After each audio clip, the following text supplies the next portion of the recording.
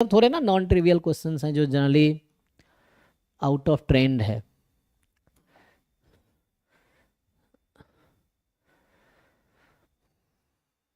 तो यहाँ पे क्या हो रहा है, तो ये सब एग्जाम में तुम स्किप भी कर सकते हो अगर तुम्हें शुरू में थोड़ा सा अनकंफर्टेबल लगे तो you can skip initially.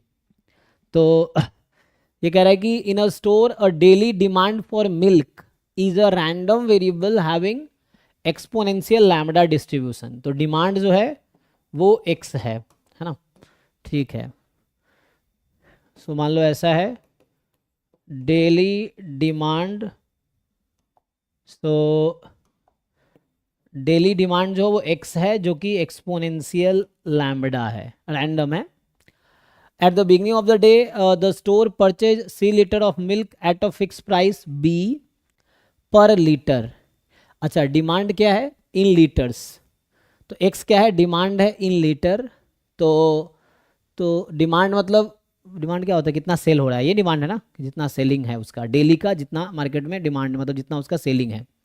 So selling जो डेली एक्स लीटर की उसकी सेल है डेली, है ना। और उसने कहा हर रोज क्या करती है, the store purchase 3 litres of milk at a fix price B. तो टोटल उसका कॉस्ट कितना लग रहा है, टोटल कॉस्ट प्राइस, उसने सी लीटर मिल्क खरीदा प्राइस बी पर लीटर से, तो बी इंटू सी या सी इंटू बी, ठीक, इतना है। 1 लीटर की प्राइस है ₹20 और सी लीटर मिल्क खरीदा, तो टोटल डे का उसका कॉस्ट कितना इन्वेस्ट हो रहा है, इन्वेस्टमेंट कितने का है, बी इंटू सी रुपीज़ का, और रिटर्न उसका कितना आएगा। जैसे टोटल प्राइस कॉस्ट प्राइस है, टोटल उसका रिवेन्यू कितना आ रहा है, सेल होने के बाद कितने रुपए उसके बनेंगे, तो आगे लिखा होगा ना, the milk is then sold to the customer at a fix price S per litre. तो जो कि जिस प्राइस पे उसने खरीदा है उससे ज़्यादा प्राइस है, मतलब ये कॉस्ट प्राइस है बी और ये सेलिंग प्राइस है एस पर लीटर का। तो एस रुपीज़ पर लीटर में सेल स्टोर सेल करती है एस रुपीज़ पर लीटर के हिसाब से, और डिमांड कितना है एक्स लीटर का, मतलब एक्स लीटर की रिलीज सेलिंग है, एक्स रैंडम है। तो टोटल उसका रिवेन्यू कितना होगा, एक्स इंटू एस, माइनस नहीं नहीं, सेल कितना है टोटल, रेवेन्यू नॉट प्रॉफिट।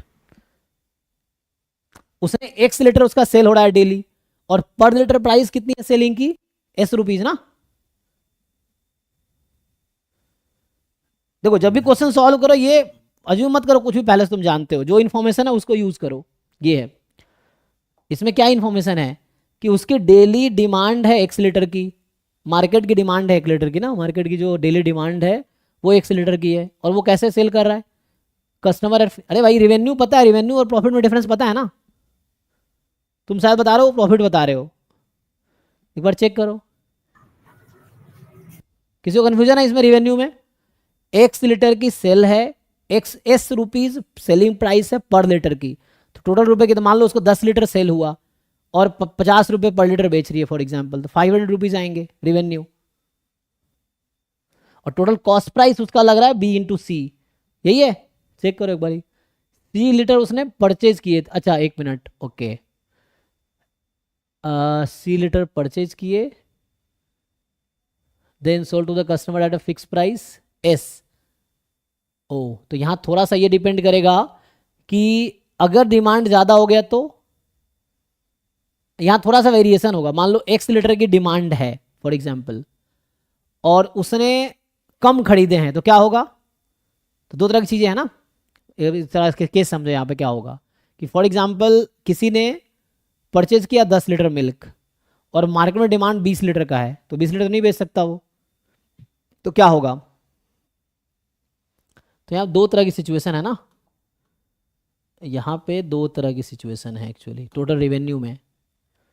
एक है एक्स अगर सी से कम हो तो क्या होगा, और एक्स अगर सी से ज़्यादा हो तो क्या होगा, ठीक है। जरा समझो इसमें, मतलब बोल रहा हूँ जो डिमांड है ना वो जो सप्लाई है उससे ज़्यादा कम पे डिपेंड करेगा। बस फिर से समझो एग्जांपल, मान लो उसने 10 लीटर मिल्क खरीदे और मार्केट को 12 लीटर की डिमांड है, तो वो जितना है उतना ही सेल करेगा, तो कितना सेल कर सकता है, 10 लीटर ही सेल उसके पास है। अच्छा दूसरी चीज़, अगर उसके पास 10 लीटर मिल्क है, अब मार्केट में 5 लीटर की ही डिमांड है, तो क्या होगा? तो सेलिंग तो 5 लीटर की ही होगी, ऐसा है। देखो, तो अब बताओ, ठीक है, तो अब सोचते हैं टोटल रेवेन्यू कितनी होगी। अगर सी लीटर उसने खरीदे हैं, एक्स लीटर की डिमांड है, और एक्स लीटर उसने सेलिंग है, तो उसका एक्स लीटर वो सेल करेगी at S rupees, it's fine. अब अगर डिमांड सी लीटर से ज्यादा है, उसने खरीदा है सी लीटर ही, मतलब जो दुकान है या स्टोर है, store has only C litre of milk, ठीक है। अब डिमांड उससे ज्यादा है, तो ज़्यादा तो बेच नहीं पाएगा, उसके पास सी लीटर ही है, तो उसका जो रेवेन्यू आएगा सी इंटू एस आएगा। S is the selling price sold to the customer at fix price S per litre. अब चेक करो, अभी ठीक है, क्योंकि ऐसा नहीं ना, मतलब डिमांड जो है वो रैंडम है, लेकिन अगर डिमांड सप्लाई, उसके पास सप्लाई सी लीटर की है, तो जो सप्लाई है, जो स्टोर के पास जितना मिल्क है उतना ही वो सेल कर सकता है। ज़्यादा सप्लाई है तो वो ज़्यादा नहीं बेच पाएगा, जितना है उतना ही बेच पाएगा ना। तो सी लीटर, अगर डिमांड सी से ज़्यादा है तो सी लीटर ही सेल किया जा सकता है, और अगर डिमांड सी से कम है तो सी लीटर नहीं बेच पाएगा, तो एक्स सी से कम है तो एक्स लीटर ही बिकेगा। तो ये सिंपल है। अब आते हैं आगे, at the end of the day unsold milk is discarded. अब ये कहना चाह रहा है कि मान लो जैसे डिमांड कम है सी लीटर से, तो बाकी मिल्क का कोई फायदा नहीं, वो मतलब बेकार हो गया।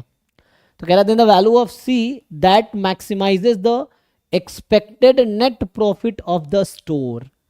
क्या पूछना चाह रहा है आपसे कि बताओ सी की ऐसी क्या वैल्यू होनी चाहिए, मतलब वही कितना मिल्क वो खरीदे, supply, C is the supply ना, कि कितने लीटर मिल्क वो डेली खरीद रही है, तो सी की वैल्यू कितने लीटर मिल्क वो डेली खरीदे ताकि उसका प्रॉफिट मैक्सिमाइज हो, ये क्वेश्चन है। तो प्रॉफिट को हमें मैक्सिमाइज करना है। किसी को क्वेश्चन है पूछो भाई। तो प्रॉफिट आप लोग बचपन में पढ़े होंगे, प्रॉफिट क्या होता है? Total revenue minus total cost price, मतलब जो इन्वेस्ट किया और जो रेवेन्यू आया, रेवेन्यू माइनस इन्वेस्टमेंट, तो इन्वेस्टमेंट तो कॉस्ट प्राइस है। सर तो जी, क्या रेवेन्यू सेलिंग प्राइस का ही बात कर रहे हैं? हाँ जी जी जी, रेवेन्यू मतलब selling price, not profit. Revenue मतलब selling price, actually total selling price. तो जो मैं लिख रहा हूँ वो सेलिंग प्राइस है, नॉट रेवेन्यू, मतलब प्रॉफिट नहीं है ना। प्रॉफिट तो कॉस्ट निकालने के बाद जो बचता है वो है, कि हमने मान लो 50 रुपये इन्वेस्ट किए, 60 रुपये हमारा इनकम हुआ, तो 10 रुपये की प्रॉफिट है। तो अभी जो मैं लिख रहा हूँ कि total cost invest b into c price हुआ, टोटल सेलिंग से उसके पास जो पैसे आएंगे वो ये है। तो प्रॉफिट का फॉर्मूला क्या है? तो प्रॉफिट जो होगा वो selling price minus cost selling price. Price minus cost price. हाँ, तो selling price minus cost price. तो यहाँ से दो केस बनेंगे, तो X S minus B C, C S minus B C, ठीक है। कब? अब ये दो कंडीशन है, ये सिचुएशन है, ओके। तो ये सब एग्जाम में छोड़ने लायक क्वेश्चन है, कि तुम ज़्यादा दिमाग खराब करने के बजाय इसको छोड़ दो, है ना। क्योंकि ये तुम्हारी सिचुएशन यहाँ खराब नहीं होगी, हर बच्चे की यही हालत होगी, तो ये है। तो, तो उन क्वेश्चन में फोकस करो जो तुम कर सकते हो, है ना। ये है, जो नहीं हो रहा उसको इनिशियली स्किप करो, क्योंकि ये कोई नहीं करेगा ना, इसलिए जैसे यही तो डिफरेंस है, वही तो बता रहा हूँ तुम्हें कि 2022 में 69 में फर्स्ट रैंक था, 2023 में 59 में फर्स्ट रैंक था, 2024 में 94 में फर्स्ट रैंक है। तो पेपर डिसाइड करता है कि स्कोर कहाँ जाएगा, कट ऑफ कहाँ जाएगा ना, ये आप डिसाइड नहीं करोगे, है ना, वो चीज़ें, क्योंकि वो पेपर का लेवल है, तो वो डिसाइड करेगा। अब मैं बता रहा हूँ, हर साल चाहे पेपर मुश्किल हो, खराब हो, जिसको टॉप करना टॉप वही करेगा। ये सब जो बच्चे बता रहे होते सर पेपर डिफिकल्ट आया इसलिए खराब हो गया, सब बहाना है। मैं बता रहा हूँ, अगर तुम्हारी तैयारी बहुत अच्छी है तो पेपर आसान हो खराब हो तुम्हारे रैंक वही आएंगे। मतलब आसान होगा तब भी उतना ही रैंक आएगा, और पेपर डिफिकल्ट है तब भी रैंक तुम्हारा वही आएगा। रैंक पे कोई इफेक्ट नहीं पड़ना है, क्योंकि वही 3,000 बच्चे एग्जाम दे रहे, उन्हीं 3,000 में रैंकिंग होनी है। तो वैसा नहीं कि आसान आ गया तो बाहर के बच्चे एग्जाम दे दिए, अब मुश्किल आ गया तो ऐसा एग्जाम बच्चे दिए ही नहीं, ऐसा तो है नहीं। तो रैंक पे कोई इफेक्ट नहीं पड़ता, पेपर आसान हो मुश्किल हो रैंक सेम ही रहेगा तुम्हारा, है ना। बस वो बहाना बनाने का तरीका अलग होता है वैसा है, बस मार्क्स के अकॉर्डिंग रैंक वेरी कर जाते हैं। चलो आगे बढ़ते हैं। तो इसमें क्या करना है, हमें प्रॉफिट को मैक्सिमाइज करना है, we have to maximize profit. तो किसका फंक्शन है ये? तो हमें तो सी निकालना है, तो सी का फंक्शन लेंगे हम, लेकिन एक्स तो रैंडम वेरिएबल है, लेकिन मैक्सिमाइज प्रॉफिट को नहीं करना है, एक्सपेक्टेड प्रॉफिट को करना है, मतलब ई एक्स। मान लो ये रैंडम वेरिएबल है, इसका नाम कुछ पी रख दो, चलो अभी के लिए प्रॉफिट को मैं कुछ नया नाम रख दूं, क्या रख दूं, वाई ले लेता हूं, चलो। So this is random variable Y. तो मुझे एक्सपेक्टेड प्रॉफिट को मैक्सिमाइज करना, नॉट द प्रॉफिट, है ना, एक्सपेक्टेड नेट प्रॉफिट को मैक्सिमाइज करना है। तो पहले मुझे एक्सपेक्टेशन निकालना होगा प्रॉफिट का, तो मैंने प्रॉफिट को वाई रैंडम वेरिएबल मान लिया, क्योंकि यहाँ डिमांड रैंडम वेरिएबल है तो सेलिंग प्राइस भी रैंडम वेरिएबल है, प्रॉफिट भी रैंडम वेरिएबल है, ये चीज़ है। तो वाई इज अ फंक्शन, यहाँ वाई जो है you consider Y as a G X, आप ये मान के चलो कि ये जो लिखा है ये फंक्शन ऑफ एक्स है, so y is g x. और आपको बताया गया होगा कि how to find expectation of g x, तो ये कॉन्टिन्यूस रैंडम वेरिएबल है, तो g x into P D F of x D x, ठीक है। तो ये आपको लगाने हैं। अब देखो ध्यान से, जी एक्स आपका ये है और पी डी एफ आपको पता है एक्सपेक्टेशन, एक्सपोनेंशियल लैम्डा का पीडीएफ क्या होता है, रेट लैम्डा लेंगे हम लोग। तो फिर से फर्स्ट पेज पे दिया होगा पीडीएफ इसका, आप देखेंगे 2000 इस पेपर का पहला पेज अगर आप देखेंगे तो वहाँ पे पीडीएफ दे रखा होगा। जैसे जहाँ भी नोटेशन यूज होगा ना तो वहाँ पीडीएफ दिया होगा, जैसे मैं तुम्हें दिखाता हूँ, देखो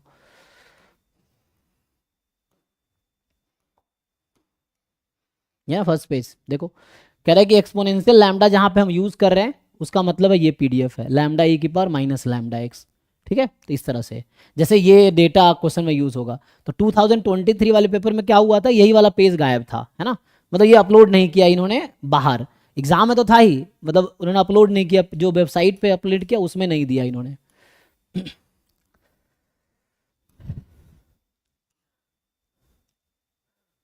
तो यहाँ पे ना 21 पे है शायद ना, चलिए तो करते हैं, एक्सपेक्टेशन निकालो। तो यहाँ दो तरह की सिचुएशन है, एक्स तो हमारा एक्सपोनेंशियल है तो जीरो से स्टार्ट होगा, तो अगर जीरो से सी में है तो जी एक्स की वैल्यू है x S minus B C into P D f lambda e की power minus lambda x D x, ये पुट किया। जी एक्स क्या लोगे, जब एक्स जीरो से सी में है तो ये कंसिडर करना है जी एक्स को आपको। अब एक्स अगर सी से आगे है, सी से इन्फिनिटी है, तो जब x की वैल्यू c से इन्फिनिटी है, मैं ये निकाल रहा हूँ एक्सपेक्टेशन, यहाँ है माइनस इन्फिनिटी से, या चूंकि x एक्सपोनेंशियल है तो जीरो से इन्फिनिटी कर लो, तो c से इन्फिनिटी है तो आपको gx की जगह ये यूज़ करना है, वो कांस्टेंट है एक्चुअली, तो यहाँ आ जाएगा C S minus B C into P D F of X, जो कि है लैम्डा ई की power minus lambda X D x, ठीक है। लो इसका एक्सपेक्टेशन निकालो, अब इंटीग्रेशन करना आता है, करो, ये आसान है अब तो। ये जो इंटीग्रेशन करके जो भी ई वाई आएगा, अभी के लिए मान लो ये फंक्शन किस में आएगा, क्योंकि ई वाई को तो ई जी एक्स ही है ना, तो ये आंसर आना है सी के टर्म में। तो ये जो ई वाई की जो वैल्यू आएगी, अभी तुम अज्यूम कर लेना कि ई वाई की जो वैल्यू आएगी वो जी एक्स किस में आएगा, जी सी में आएगा ना, क्योंकि हमें तो सी की वैल्यू चाहिए, तो सी के टर्म में कंसिडर करना है। तो इसको इंटीग्रेट करो, इन दोनों को निकालो, क्या आएगा, दिस इज जी सी। अब तुम्हें क्या चाहिए, the value of c that maximises net profit, इसका मतलब है मुझे क्रिटिकल पॉइंट निकालना है, पॉइंट ऑफ मैक्सिमा निकालना है एक्चुअली। तो कैसे निकालेंगे पॉइंट ऑफ मैक्सिमा, तो पहले ये निकाल लो, ये जी ऑफ सी आएगा, जो भी आएगा मैं कह रहा हूँ ये जी ऑफ सी है। अब जी डैश सी को जीरो पुट करो, सी की वैल्यू आ जाएगी, और सिंगल वैल्यू आएगी तो वही आंसर होगा, क्योंकि एक क्रिटिकल पॉइंट अगर आता है इसका मतलब वही पॉइंट ऑफ मैक्सिमा ही होगा। अदरवाइज तुम्हें पता ही है कैसे चेक करना है, तो या तो फर्स्ट डेरिवेटिव टेस्ट लगा लो या सेकेंड डेरिवेटिव टेस्ट लगा लो, उसमें यह है कि डबल डेरिवेटिव को दिखा दो नेगेटिव है तो पॉइंट ऑफ मैक्सिमा हो जाएगा, है ना। तो कर पाओगे, करके देखो, इसको ब्रेक करो दो पार्ट में। यहाँ एक्स यहाँ पे बस है, ये तो कांस्टेंट है, ये बाहर आ जाएगा, यहाँ तुम्हें डायरेक्टली इंटीग्रेट करना है सिंपली, यहाँ एक्स नहीं है कहीं भी, तो सीधा सीधा ई की पावर माइनस लैम्डा एक्स को इंटीग्रेट करना आपको। यहाँ पे एक्स यहाँ भी है, यहाँ भी है, तो यहाँ बाई पार्ट लगा सकते हो आप, करके देखो सॉल्व।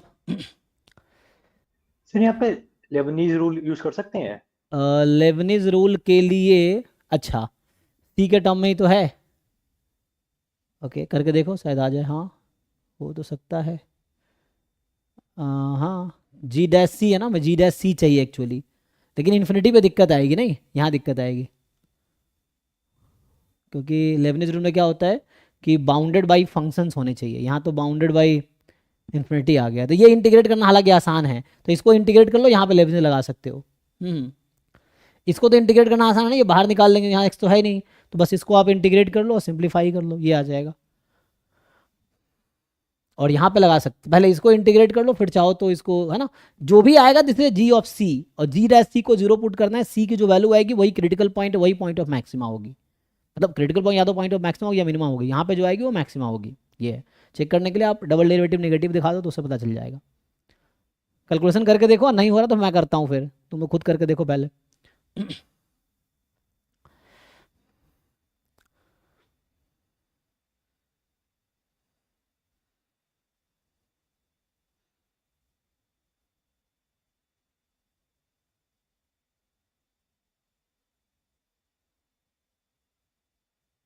ठीक है, करके देखो, तो फिर देखो 2024 23 का पेपर फिर से ट्राई करो, वो लोग जो नहीं किए, डाउट है तुम फिर भी पूछ सकते हो, मुझे कोई दिक्कत नहीं है बताने में।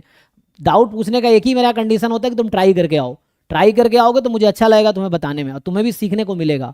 ट्राई करके नहीं आओगे तो वो कुछ फायदा नहीं, बता दूंगा तब भी नहीं आएगा करना, ये चीज़ें हैं। इसलिए ट्राई करके आओ, डाउट हो फिर पूछो, इसको ट्राई करो, नहीं हो तो फिर नेक्स्ट क्लास में पूछो, मैं सॉल्व कर दूंगा आगे। ये 21 के बाद क्या है, 3 है ना, तो 23 देखते हैं। तो ये सिंपल है, बाई वेरिएट क्या है ना, तो क्लास में हमने कराए होंगे, जो लोग रेगुलर बैच को किए ही होंगे।